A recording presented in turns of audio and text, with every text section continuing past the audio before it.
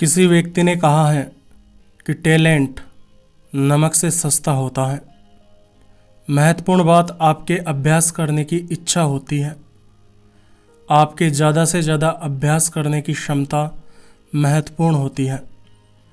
केवल टैलेंट होने से कोई व्यक्ति कोई तगड़ी सफलता हासिल नहीं कर सकता। अगर एक व्यक्ति टैलेंटेड है लेकिन मेहनती नहीं है तो वह उस व्यक्ति से पीछे रह जाएगा जो भले ही टैलेंटेड नहीं है लेकिन मेहनती है। हर किसी व्यक्ति के अंदर एक जीनियस छुपा होता है। बस फर्क इतना होता है कि टॉप 1% लोग अपने उस जीनियस को बाहर निकालने के लिए खूब मेहनत करते हैं और कुछ लोग ऐसा नहीं करते हैं, जिसकी वजह से वे जिंदगी में कभी आगे नहीं बढ़ पाते हैं। असल बात यह है कि जो व्यक्ति अपने अभ्यास को पूरे ध्यान, धैर्य, परिश्रम के साथ में करता है वह व्यक्ति टॉप 1% में पहुंच सकता है। बिना अभ्यास के बात नहीं बनेगी। हम में से अधिकतर लोग किसी काम को शुरू करते समय तो काफ़ी मोटिवेट रहते हैं। हम में से अधिकतर लोग काम को पूरे उत्साह तथा जोश के साथ में शुरू कर देते हैं, लेकिन जैसे ही हमें उस काम में थोड़ी सी मुसीबत आने लगती है, कठिनाइयाँ आने लगती हैं, तो हमारा मन उस काम से भागने लगता है और इसका नतीजा अंत में जाकर यह निकलता है कि हम उस काम की प्रैक्टिस करना बंद कर देते हैं कि यह मेरे बस की बात नहीं है। एक पढ़ने वाला स्टूडेंट जो गणित के सवाल हल करने की कोशिश कर रहा है, जब तक वह आसान सवालों को हल करता है तब तक तो उसका मन लगा रहता है, लेकिन जैसे ही कोई कठिन सवाल बीच में आ जाता है और वह सवाल उससे हल नहीं हो पाता है या उसे हल करने में उसे बहुत कठिनाई होती है, तो फिर वह डिमोटिवेट होना शुरू हो जाता है।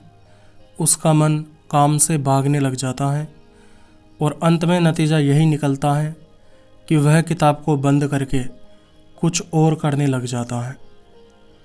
हमें इस समस्या का समाधान करने के लिए अपने दिमाग को अभ्यास करने के लिए प्रशिक्षित करना होगा। हमें अभ्यास के मज़े लेना सीखना होगा। हम अपने दिमाग को अभ्यास के लिए किस प्रकार से प्रशिक्षित कर सकते हैं, उसके लिए आपको कुछ बातों पर ध्यान देने की आवश्यकता है। पहली बात, प्रक्रिया को सही बनाओ। मैं आपको बहुत ही ज़्यादा महत्वपूर्ण बात बताने वाला हूँ, इसे ध्यान से सुनना।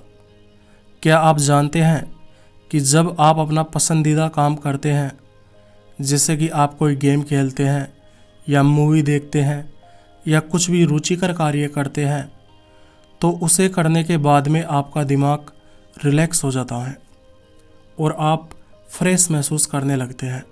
लेकिन यदि आप अपना कोई इम्पोर्टेंट कार्य करते हैं जो कि अधिकतर लोगों को करना पसंद नहीं होता है, तो ऐसा कार्य करने की वजह से दिमाग में तनाव पैदा होता है और मन करता है कि इस काम को करना बंद कर दूं, लेकिन हमारी एक मजबूरी होती है कि हमें वो काम करना ही पड़ता है, क्योंकि यदि हमने वह काम नहीं किया तो उसके बिना हमारा खर्चा नहीं चलेगा। देखो, आप काम कोई सा भी करो, शरीर का ये नियम है कि ऊर्जा तो खर्च होगी। आप चाहे कोई सा भी कार्य करें, प्रत्येक कार्य में आपकी एनर्जी खर्च होगी। लेकिन फिर ऐसा क्यों होता है कि हम जब कोई रुचिकर कार्य करते हैं तो हम थकान महसूस नहीं करते हैं, जबकि हम रुचिकर कार्य नहीं करते हैं तो हम थक जाते हैं? क्या कभी इस बात पे विचार किया है? मैं बताता हूँ इसका क्या कारण है। जब आपका मन और दिमाग किसी एक कार्य पर लगा रहता है तो आपको कार्य करने में आनंद की प्राप्ति होती है, जिससे एक तरीके से देखा जाए तो आपकी कम से कम ऊर्जा खर्च होती है, जिसकी वजह से आपको थकान महसूस नहीं होती है। लेकिन जब आपका मन और दिमाग विपरीत कामों में लगे रहते हैं, आपका दिमाग कहता है कि मुझे यह कार्य करना चाहिए क्योंकि इसके बिना मैं अपना खर्चा नहीं चला पाऊंगा, या अपना लक्ष्य प्राप्त नहीं कर पाऊंगा, लेकिन आपका मन करता है कि कुछ मज़े कर लिए जाए। इस प्रकार आपका दिमाग एक दिशा में होता है और आपका मन उसकी विपरीत दिशा में होता है, तो इसकी वजह से आपको तनाव होता है और तनाव की वजह से शरीर की एनर्जी बर्बाद होती है, जिसकी वजह से आपको थकान महसूस होती है।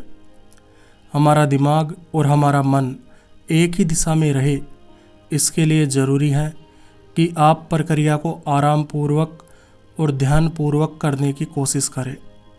जब भी आप अपना कार्य करना शुरू करें तो इस बारे में विचार करना बंद कर दें कि आपसे काम कैसा होगा, अच्छा होगा या बुरा होगा, और इस बारे में भी विचार बंद कर दें कि आप काम को अच्छे तरीके से कर रहे हैं या नहीं कर रहे हैं।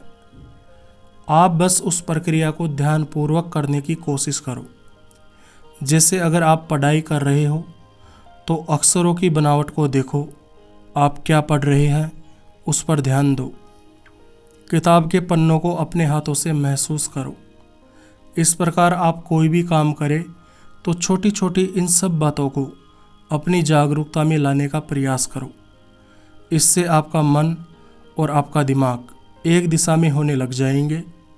जब भी आपको लगे कि आपके पास में बहुत सारा काम पड़ा है जो आपको करना है, तो आपको किसी एक काम को चुनना है।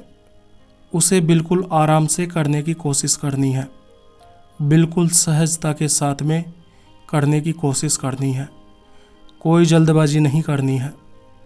जब आप उसे आराम से करना शुरू करेंगे तो धीरे धीरे आपकी उस काम में गति बनने लगेगी, आपका उस काम को करने में मन लगने लगेगा।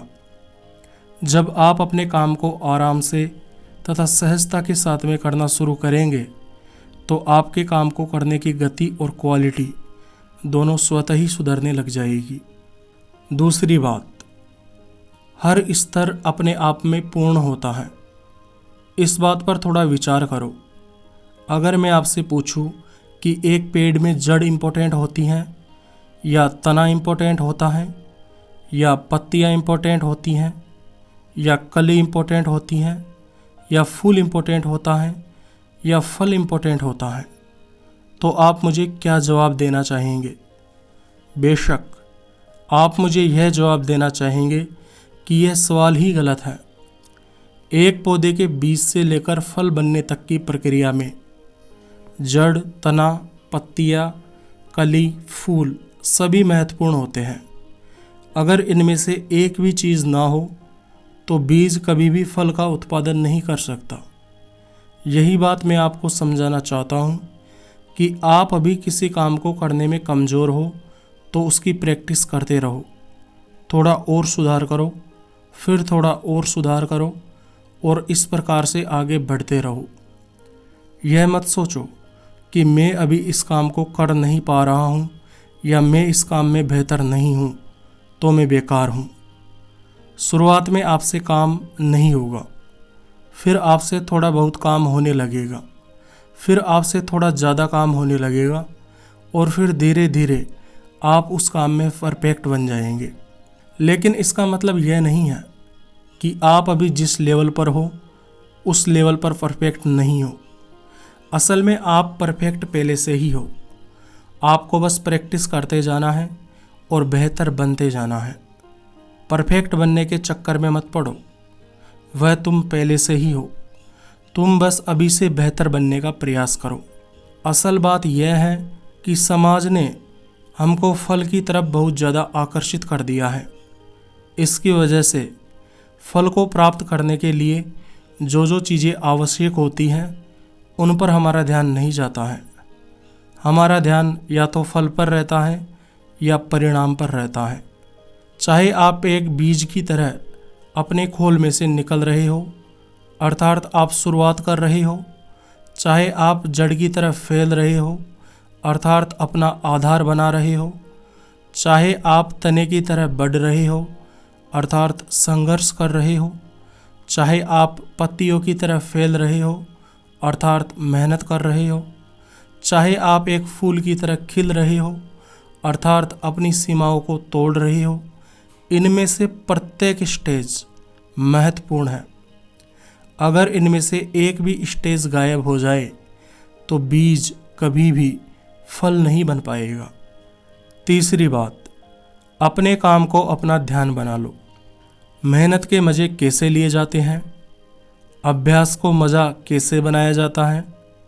तो इसका जवाब है, जब कोई व्यक्ति अपने काम को ही अपना ध्यान बना लेता है तो अभ्यास में भी मज़ा आने लगता है। मैंने थोड़ी देर पहले आपको बताया था कि जब आप पढ़ाई करें तो शब्दों की बनावट को देखें, अपने हाथों से किताब के पन्नों को महसूस करें, आप क्या कर रहे हैं क्या नहीं कर रहे हैं उसकी जागरूकता बनाए रखें। ठीक उसी प्रकार आप चाहे कोई सा भी काम कर रहे हो, उस काम की छोटी छोटी डिटेल पर ध्यान केंद्रित करो। उस काम को करने से आपको कैसा महसूस हो रहा है, आप किस प्रकार से सांस ले रहे हैं, इत्यादि सब चीज़ों के प्रति जागरूक रहो।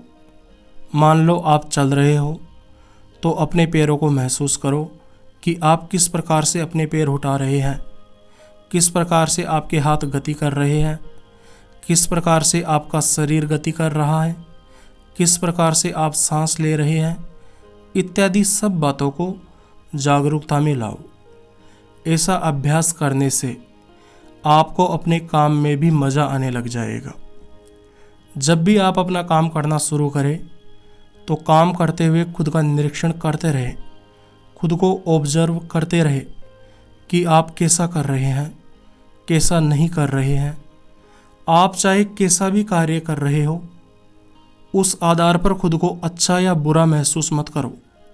आप बस अगर आपसे कोई गलती हो जाए तो उसे सुधारते चले जाइए। चौथी बात, काम में मन ना करे तो क्या करें। कई बार ऐसा होता है कि हम किसी कार्य को करना चाहते हैं लेकिन हमारा मन उस कार्य को करने में नहीं लगता है, या कई बार हमें बहुत सारा काम करना होता है जिसकी वजह से हम थोड़े बहुत निराश हो जाते हैं और काम को करने में हमारी रुचि खत्म हो जाती है। तो ऐसे में आपको क्या करना चाहिए वह मैं आपको समझाता हूँ। इस चीज़ को आसान शब्दों में समझाने के लिए मैं आपको एक उदाहरण देता हूँ।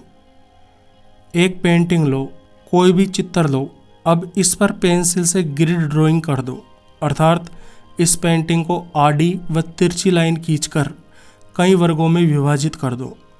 अब तुम केवल एक वर्ग अर्थात एक बॉक्स पर ध्यान केंद्रित करो और उसे ड्राइंग करो।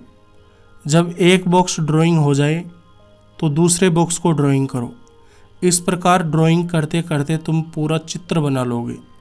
ठीक उसी प्रकार यदि आपको कोई भी बड़ा कार्य करना है तो उसे कई छोटे छोटे भागों में विभाजित कर लो और फिर प्रत्येक भाग को करने के बाद में थोड़ा आराम करो और फिर से कार्य करना शुरू कर दो, अगले हिस्से को पूरा करना शुरू कर दो।